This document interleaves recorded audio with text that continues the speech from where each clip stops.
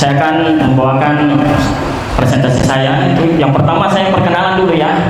Karena ada pepatah yang mengatakan tak kenal maka tak sayang maka tak rindu. Tapi saya tidak setuju, karena kadang kita sudah kenal orang tapi dia tidak sayang kita gitu. Jadi sudah perkenalkan nama saya Adi Nugraha.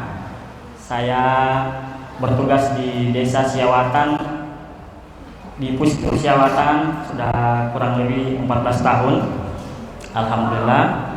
Dan saya lulusan D3 keperawatan, kemudian saya lanjut di S1 keperawatan, dan lanjut lagi di profesi keperawatan.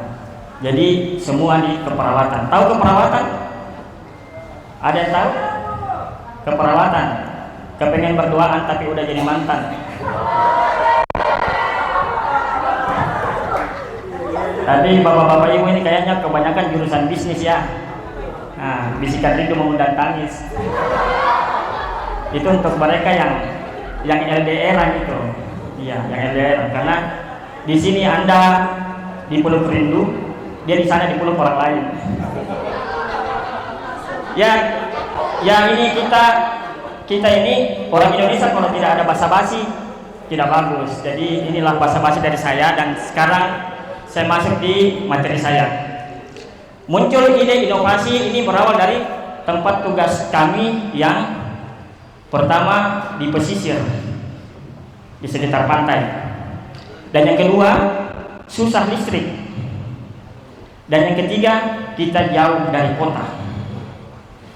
Dan inovasi ini juga dapat diterima dengan baik oleh masyarakat. Karena apa? Ini termasuk kearifan lokal, kebiasaan mereka, tradisi mereka. Saya jelaskan dulu. Pertama, saya tugas di tempat yang tidak ada listrik. Maksudnya tidak ada PLN ya. Walaupun ada program Papua Terang, kita tetap tidak terang.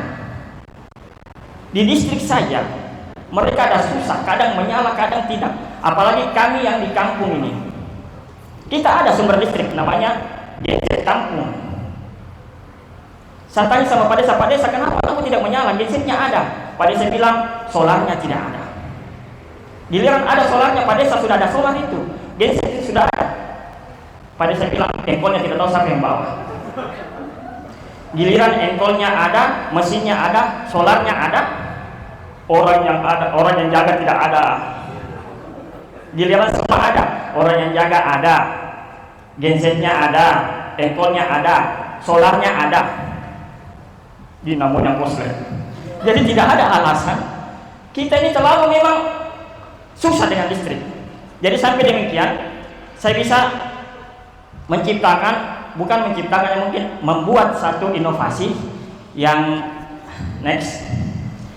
yang bernama inkubator manual non elektrik, sesuai dengan tempat tugas kami yang tidak ada listrik, yaitu alat penghangat tubuh bayi tanpa energi listrik dan dioperasionalkan secara manual. Berikutnya, kenapa demikian? Karena apa?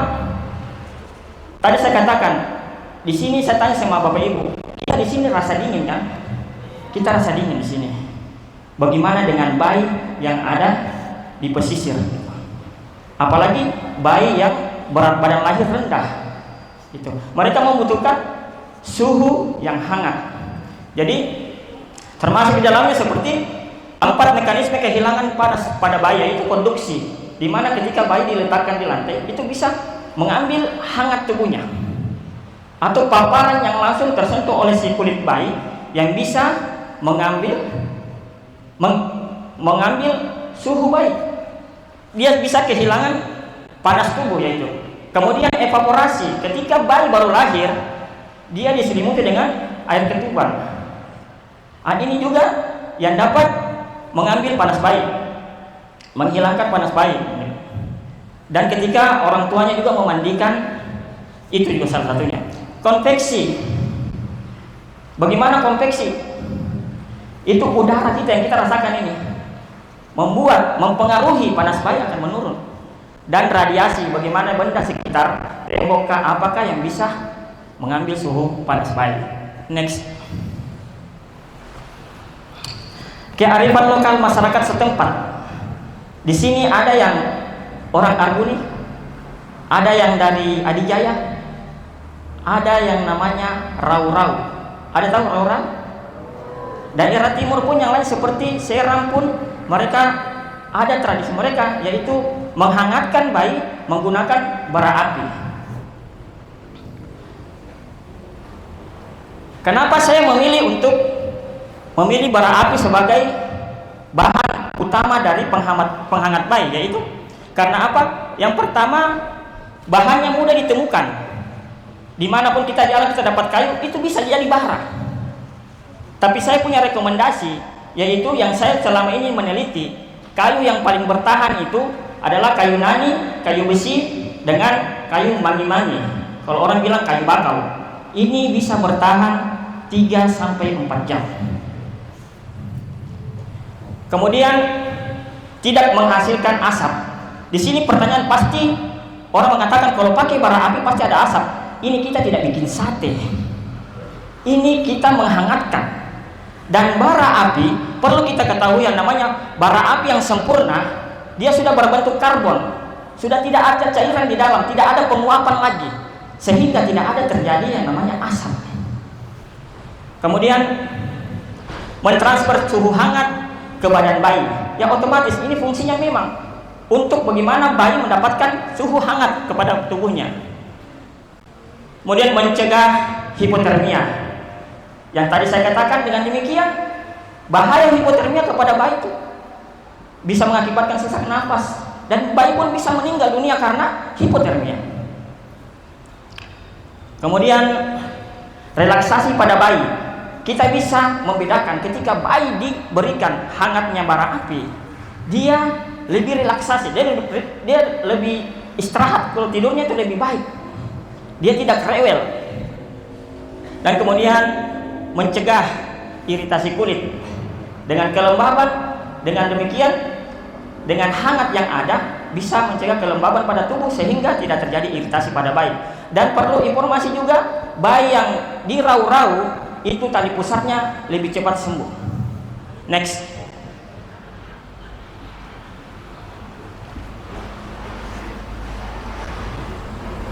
Ukuran skala IMNE inkubator manual non elektrik terdiri dari 2 dek, terdiri dari 2 ruangan dengan ukuran panjang dan lebar yang sama, tapi tingginya berbeda.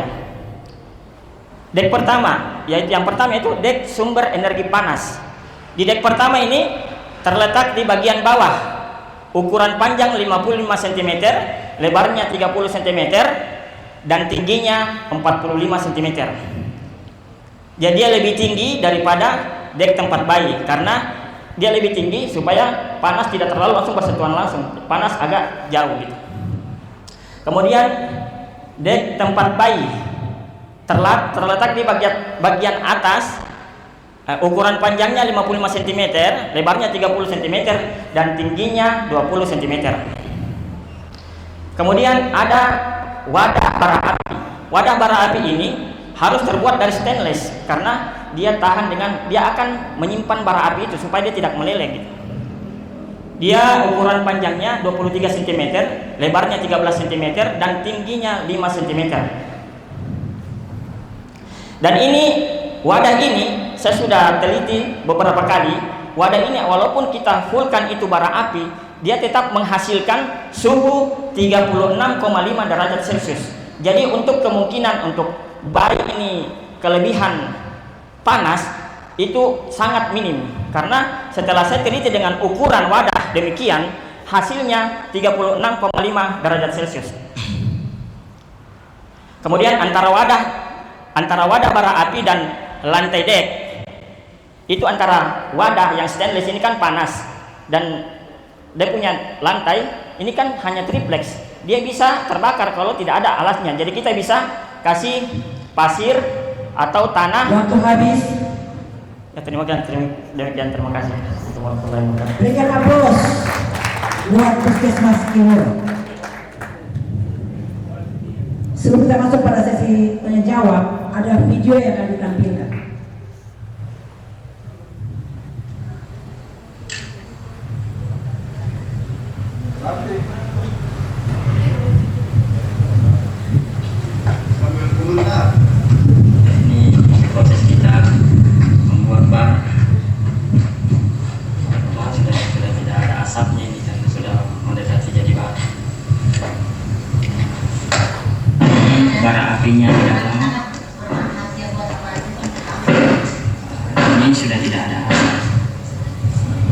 kemudian bara api ini menghantarkan energi panas ke bagian atas di sini.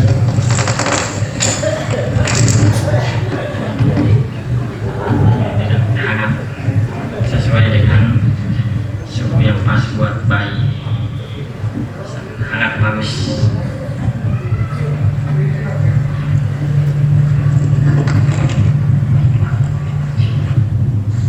Apabila suhunya mulai menurun, bisa kami tambahkan bara lagi. Sebaliknya jika suhunya terlalu panas, baranya kita kurangi.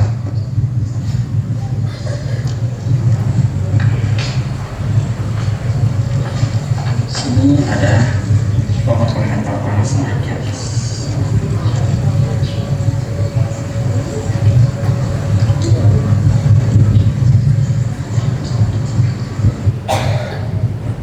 Iya, demikian cuplikan videonya.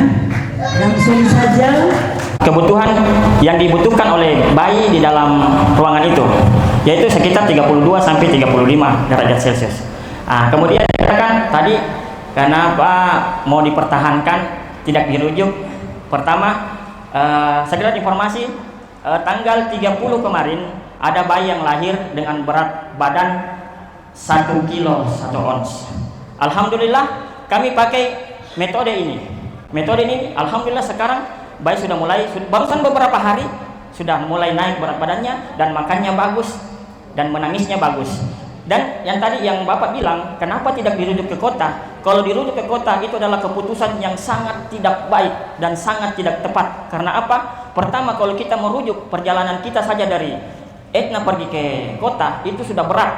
Mungkin di sini Bapak yang pernah pergi ke tempat tugas saya, Bapak ke tempat tugas saya, di sana kita tidak bisa pastikan kita sampai ke Kaimana itu 3 jam atau 4 jam, tidak bisa. Kadang kalau kita mau ke sana, kita lihat gelombang, kita singgah. Bahkan kita bisa bermalam menunggu bagaimana lautan itu tenang, baru kita bisa menyeberang. Jadi kalau keputusan untuk kita merujuk itu tidak tepat bagi saya, karena pertama, bayi ini harus kita kasih naik di atas perahu dan kita masukkan, kita bawa juga inkubatornya. Otomatis udara akan masuk dan membuyarkan suhu yang ada di dalam ruangan tersebut. Jadi itu yang saya katakan, kami yang tugas di pedalaman ini, di kampung-kampung ini, semua kita harus perjuangkan bagaimana nyawa pasien itu bisa terselamatkan. Terima kasih.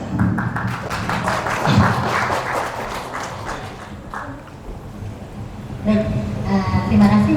Ini inovasi cukup bagus, Bapak. Yang ingin saya tanyakan, apakah ide inovasi ini itu dari ide sendiri atau dari ATM, amati tiru modifikasi, atau apa dimodifikasi?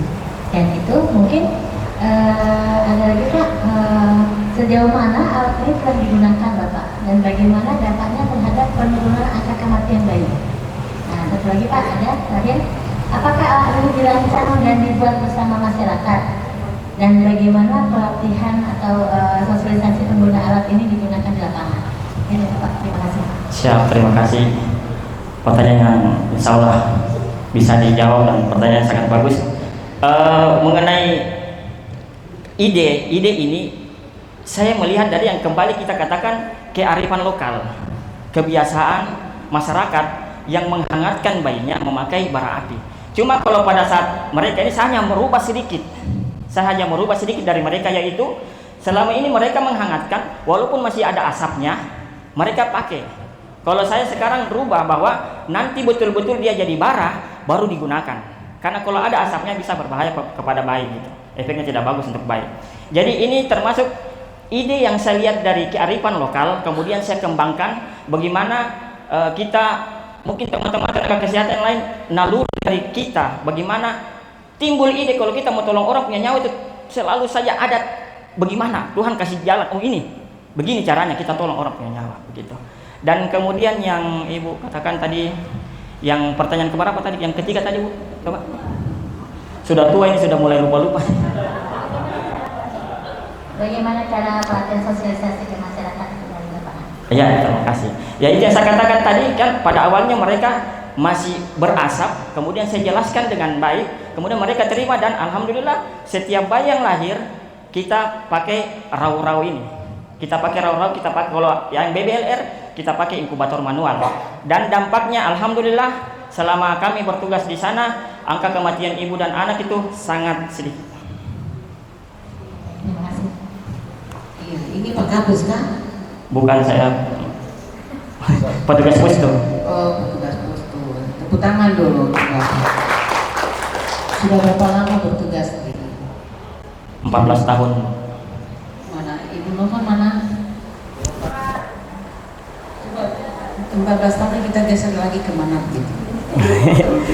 Geser ke Jamur. Iya, terlalu cinta sekali di Himul ya. Tepuk tangan untuk Pak. Siapa namanya? Adi Nugraha. Iya, Adit ya.